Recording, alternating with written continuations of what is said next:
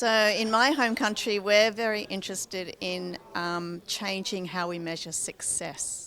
So until now, like most of the world, we measure success by marks and then we rank people.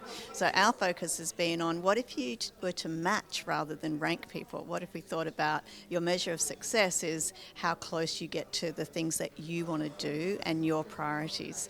So that's a big project that we're working on across the whole of Australia.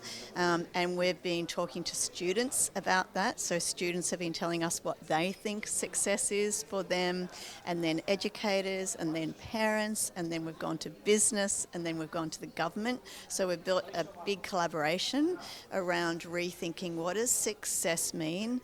And we particularly wanted to focus on the last few years of high school because that's when all the pressure is around success. Like, what are you going to do? What's going to happen next? Are you going to get the mark that you want?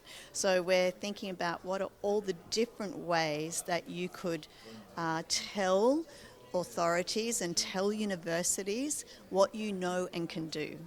And so we've developed learner profiles that tell a whole story about someone, not just my academic record, but for instance, if you are a volunteer in your community, we can measure that and you can have credits for that and so on.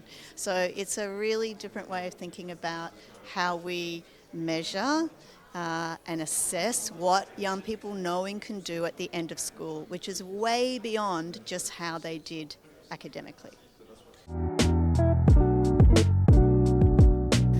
Well, I think one of the things that has happened in Australia is we've been working a lot with our First Nations people, and that group of people traditionally have had big challenges in school exclusion, so being excluded from school, in low aspirations for what the success of young people will be, and also in staying at school and getting to finish school. So we've been working with a whole group of our colleagues who are First Nations colleagues and people about how they can redefine and work on new relationships with schools. And one of the things that they're doing is setting up a new charter.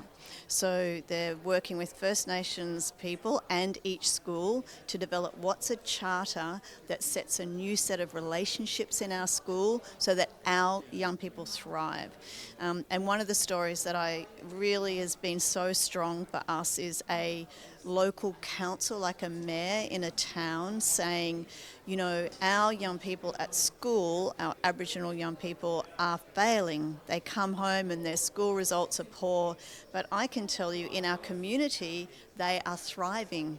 They are leaders. They look after their siblings. They look after the older people. So something's not right between these two worlds. In this world, they're failing, but in this world with us, they are succeeding.